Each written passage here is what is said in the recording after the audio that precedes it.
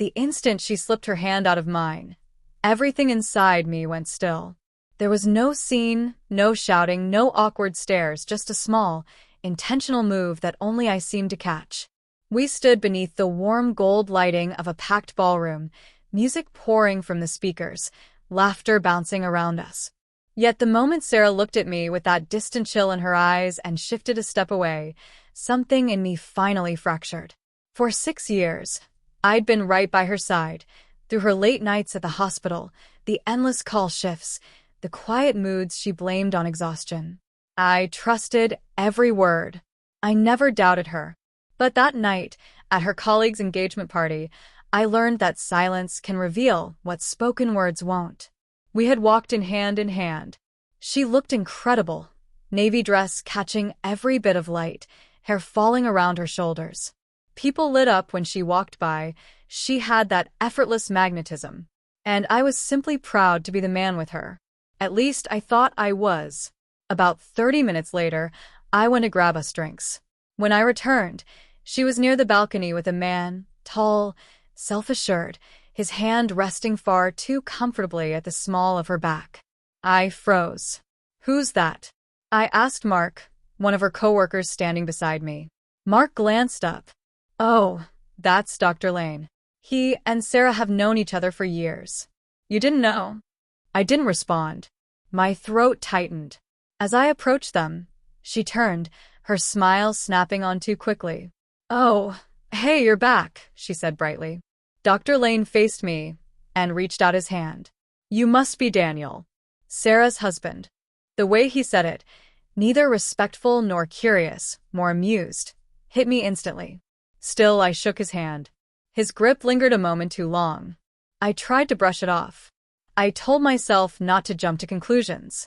People touch, people laugh, people stand close at parties. But the way she looked at him, the softening in her eyes, wasn't how a woman looks at a simple colleague. Later, when the music slowed and couples drifted to the dance floor, I reached for her hand. "Come dance with me," I murmured. She stalled. "I'm not really feeling it right now. Maybe later." I coaxed gently. "Just one song." That's when it happened. She yanked her hand back, sharp, irritated, and said, "Daniel, stop. You're causing a scene." A few people glanced over. That was all it took. A tiny public dismissal.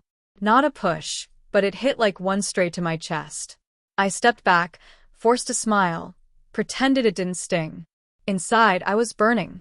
The drive home was suffocating. City lights skimmed across her reflection in the window. "You were really quiet tonight," she finally said, still staring outside. "Was I?" I replied evenly. "You were. If something's wrong, just say it." I looked at her. "Should I? Would you even listen?" She frowned. "What's that supposed to mean?" My fingers tightened around the wheel. "I saw the way you looked at him." She let out a tired sigh. "Oh God, not this again. You're imagining things, Daniel." "Then tell me I'm wrong." She didn't. Not right away. She just kept staring out the window, the passing lights splitting across her face like cracks in glass. When we got home, she went straight to the bedroom without a word. I didn't sleep.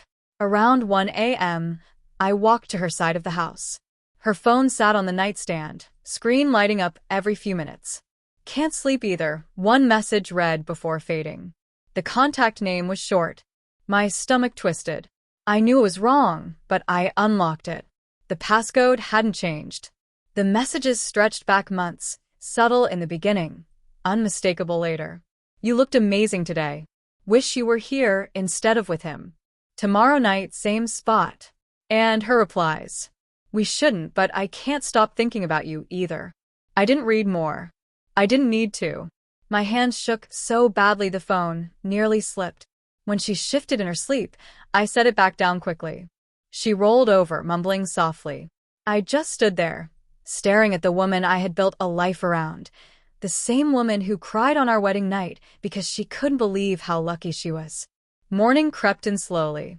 The air between us felt like the heavy stillness before a storm. She walked into the kitchen, tying her hair, pretending nothing was wrong.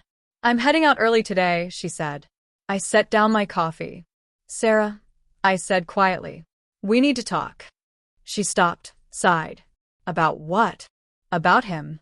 Her eyes shot up. You went through my phone. I did, I said. And I'm not sorry. She looked away, jaw tightening. Then you already know. No denial. No panic. Just flat, cold truth. How long? I asked. 3 months, she whispered. It just happened. I let out a bitter laugh. Things like that don't just happen, Sarah. You chose it. Her eyes filled. I never meant to hurt you. But you did. She stepped closer, voice shaky. Daniel, please. I still love you. It was a mistake. I felt alone. We barely talked anymore. You were so distant. I wanted to tell her she was the one who drifted first, that I'd tried over and over to reach her. But what would it change? Somewhere along the line, we stopped being us. I looked at her, the woman who used to make mornings feel like beginnings, and realized I couldn't keep pretending. I'm done, I said. She blinked, stunned. What? I'm ending this. The marriage. I can't live pretending none of this happened. Tears streamed down her face, her hands trembling. Daniel, please. No, I said softly. You pushed me away last night. I just finally understood you've been pushing me away for months. The rest of the day blurred by. She packed a small bag and left for her sister's. I sat in the living room surrounded by a silence that felt alive. Her perfume still lingered in the air. A honeymoon photo sat on the shelf. 2 smiling people who once promised forever. I thought about deleting her number, throwing out every reminder. But I didn't. Not yet. Because part of me still loved her. And maybe that was the cruelest thing of all, loving someone who had already stopped choosing you.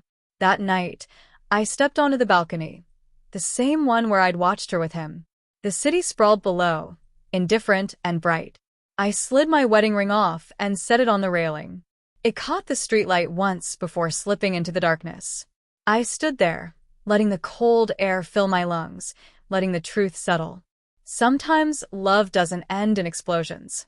Sometimes it ends quietly, with one person drifting away and the other finally releasing their grip. And that's exactly what I did the next morning.